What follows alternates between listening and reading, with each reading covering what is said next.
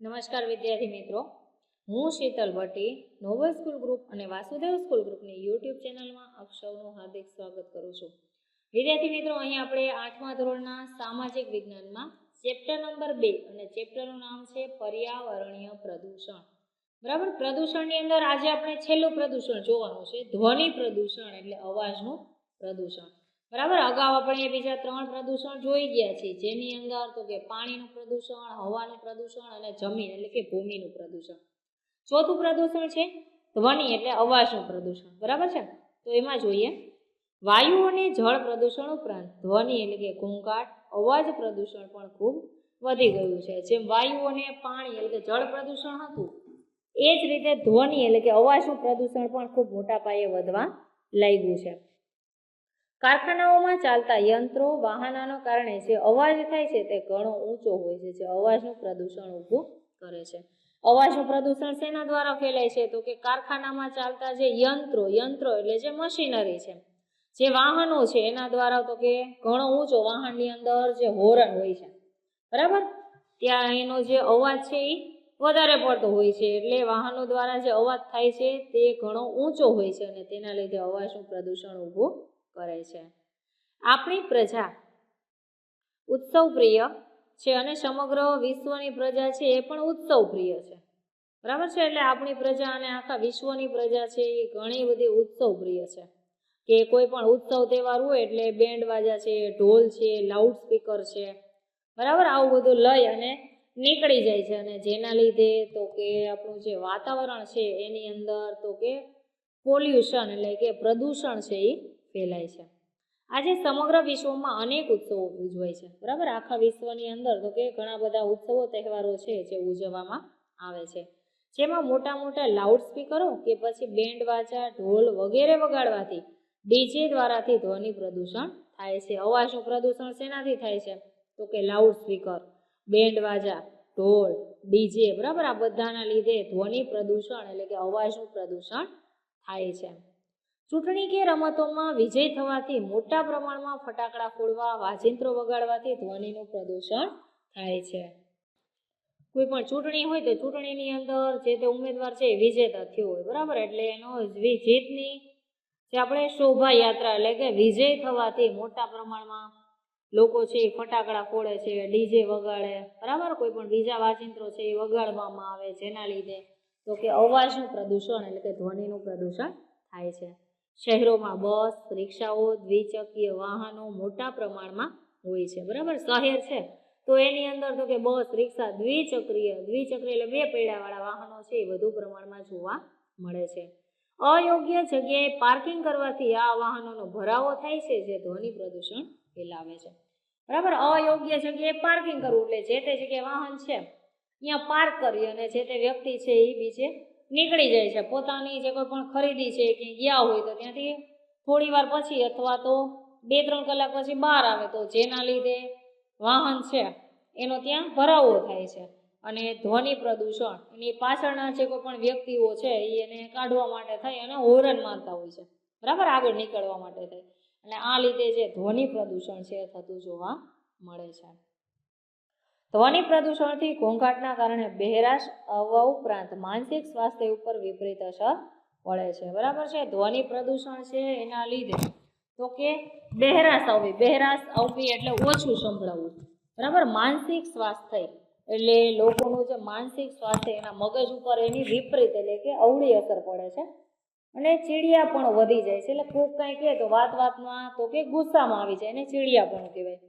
વધુ પડતા અવાજથી પ્રકૃતિ પર વિપરીત અસર પડે છે. બરાબર, વધુ પડતો અવાજ થાય તો એના લીધે જે પ્રકૃતિ છે, જે આપણી આસપાસનું જે વાતાવરણ છે એના ઉપર વિપરીત અસર પડે છે. ઘણા કીટકો અને જીવાણુઓ જે આપણને ઉપયોગી છે તે નાશ પામે છે. બરાબર છે, ઘણા બધા જે સૂક્ષ્મ જીવાણુ અને કીટક છે જે આપણને ઉપયોગી છે, તો આવા જે કોઈ પણ વધુ પડતા અવાજથી કીટકો અને જીવાણુ છે એ મૃત્યુ પામે છે, નાશ પામે છે. હોસ્પિટલ, શાળા કે દવાખાના પાસે નો હોર્ન કે સાયલેન્ટ પ્લીઝ જેવા ચિહ્નો આપણે મૂકવા પડે છે, તે ખરેખર ધ્વનિ પ્રદૂષણની મારકતા દર્શાવે છે. આપણે જાણીએ છીએ કે હોસ્પિટલ, શાળા, દવાખાનું અહીંયા છે ત્યાં બોર્ડ મારેલા હોય છે, નો હોર્ન, સાયલેન્ટ પ્લીઝ, ઘણા બધા એવા નો હોર્ન લખ્યું હોય તો અહીંયા જઈને જ હોર્ન મારે, બરાબર, એટલે નો હોલ્ડ, સાયલન્ટ પ્લીઝ, આવા બધા સિમ્બોલ ચિહ્નો મૂકવા પડે છે. તો જેના લીધે ખરેખર ધ્વનિ પ્રદૂષણ જે છે એ વધતું જતું ત્યાં જોવા મળે છે. એટલે આ માટે થઈ હોસ્પિટલ છે તો એની અંદર દર્દીઓ હોય છે, બરાબર છે, એટલે એમના સ્વાસ્થ્ય ઉપર વિપરીત અસર ન પડે એટલે ત્યાં શાળામાં બાળકો ભણતા હોય છે, બરાબર છે. એટલે આ રીતે ત્યાં નો હોર્ન કે સાયલન્ટ પ્લીઝના જે કોઈ પણ બોર્ડ છે મારેલા હોય છે.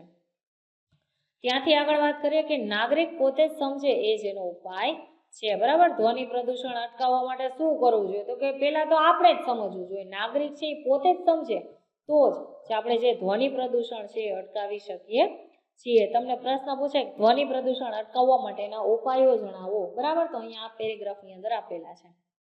આપણે ઉત્સવો પ્રસંગો દરમિયાન વધુ પડતા અવાજ કરતા વાજિંત્રો વગાડવા ન જોઈએ, બરાબર. કોઈ પણ ઉત્સવ તહેવાર હોય, કંઈ પણ ધાર્મિક પ્રસંગ હોય કે સામાજિક પ્રસંગ હોય તો એની અંદર જે વધારે પડતો જે અવાજ આવે એવા જે કોઈ પણ સાધનો છે, વાજિંત્રો છે વગાડવા જોઈએ નહીં. બીજું, ફટાકડા ન ફોડવા જોઈએ, એટલે કે ફટાકડા ફોડીએ તો એની અંદરથી પણ અવાજ આવે. બીજી વસ્તુ કે ફટાકડાનો જે ઝેરી ધુવાળો છે હવામાં પડે તો હવાનું પ્રદૂષણ થાય. વાહનો યોગ્ય સમયે સર્વિસ કરાવવા જોઈએ, બરાબર. આપણું જે વાહન છે એનો જે સમયગાળો હોય તો યોગ્ય સમયે એને સર્વિસ કરાવવા જોઈએ. પીયુસીના નિયમો કડક બનાવવા જોઈએ, બરાબર. ધ્વનિ પ્રદૂષણ અટકાવવા માટે તો કે જે પીયુસીના નિયમો છે એને પણ વધુમાં વધુ કડક બનાવવા જોઈએ. વસ્તી ગીચતાને નિયંત્રણમાં રાખવી જોઈએ, બરાબર. જે વસ્તી વધારો થાય છે એના ઉપર નિયંત્રણ રાખવું જોઈએ. વધુ પડતો જે વસ્તી વધારો હશે તો લોકોની સમસ્યાઓ છે એ પણ વધવાની છે. લોકોની સમસ્યા વધશે તો સામે પ્રદૂષણ છે એ પણ વધશે. ઉદ્યોગોએ અવાજને નિયંત્રિત કરવા વનીકરણ કરવું જોઈએ, બરાબર છે. ઉદ્યોગો છે એને તો કે ઉદ્યોગોમાં જે કારખાના ઉદ્યોગોનો જે વધુ પડતો અવાજ આવે તો એની આજુબાજુમાં જે વૃક્ષો છે વાવવા જોઈએ. એટલે ઉદ્યોગોનો જે અવાજ છે એને નિયંત્રણમાં રાખવા માટે વનીકરણ, વધુ ને વધુ જંગલો છે એ બનાવવા જોઈએ. વાહનોના અવાજને ઘટાડવા રસ્તાની આજુબાજુ વૃક્ષો ઉગાડવા જોઈએ, બરાબર. વાહનો છે એનો અવાજ આવે તો એ અવાજનો ઘટાડો કરવા માટે આપણે જાણીએ છીએ કે આપણે રસ્તામાં ક્યાંય પણ જતા હોય તો હાઈવે ઉપર બે બાજુ વૃક્ષો હોય છે, વચ્ચે વાવેલા હોય છે, બરાબર છે. તો જે વાહનનો અવાજ છે એ ઓછો આવે એટલા માટે થઈને રસ્તાની આજુબાજુમાં વૃક્ષો વાવેલા હોય છે. એટલે વાહનોનો અવાજ ઘટાડવા માટે તો કે રસ્તાની આજુબાજુમાં વૃક્ષો ઉગાડવા જોઈએ. રસ્તાઓ પહોળા બનાવવા જોઈએ, બરાબર.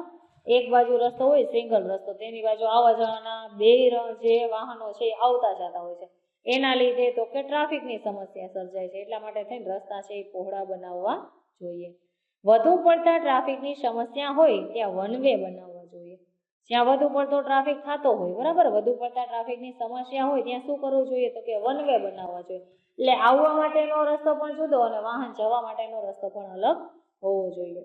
આપણી સમય સૂચકતા અને સમજદારી જ આપણને પ્રદૂષણથી બચાવી શકશે, બરાબર. આપણી જે સમય સૂચકતા અને સમજદારી એટલે આપણે જો સમય સાથે સમજણ અથવા તો જે સમજદારી છે એ આપણે નિભાવીશું તો જ આપણે જે કોઈ પણ પ્રદૂષણ છે એનાથી બચી શકીએ છીએ. આગળ વાત કરીએ, પાણી કેટલું અમૂલ્ય છે તે સૌને સમજે છે, છતાં મિનરલ વોટર ખરીદતી વખતે આપણે પાણીની કટોકટીને ગંભીરતાથી લેતા નથી, બરાબર છે. પાણી કેટલું અમૂલ્ય છે એ બધાને સમજાય છે, બધાને ખબર છે, છતાં પણ આપણે જે મિનરલ વોટર, બરાબર, બિસલેરી પાણીની બોટલ છે, જગ છે એ આપણે ખરીદીએ છીએ. આપણે એક બોટલ લઈ તો 20 રૂપિયાની આવે છે, બરાબર છે. તો આ રીતે પાણીની બોટલ ખરીદતી વખતે પણ આપણને જે પાણીની કટોકટી શું છે એ હજી આપણને સમજાતું નથી. સવાલ માત્ર પાણીનો જ નથી. ગાંધીજીએ કહેલું કે જળ, જમીન અને જંગલ એ સામુદાયિક સ્ત્રોત છે, બરાબર. સવાલ પ્રશ્ન માત્ર પાણીનો જ નથી, પણ ગાંધીજીએ શું કીધું છે? જળ એટલે પાણી, જમીન અને જંગલ એ સામુદાયિક સ્ત્રોત છે. સામુદાયિક એટલે બધા લોકોનો એની અંદર હિસ્સો, ભાગ છે. કોઈ એક વ્યક્તિનો જે જળ, જમીન અને પાણી ઉપર હક નથી, પણ જળ, જમીન અને જંગલ, બરાબર છે, આ ત્રણેય વસ્તુ છે એ સામુદાયિક સ્ત્રોત છે. બધા લોકો માટેનું સાધન છે, બધા લોકોનો એ સ્ત્રોત છે, એવું ગાંધીજીએ કીધું છે. એટલે એની ઉપર સૌનો સમાન હક છે. દરેક વ્યક્તિ છે એનો જળ, જમીન અને જંગલ ઉપર સમાન અધિકાર છે.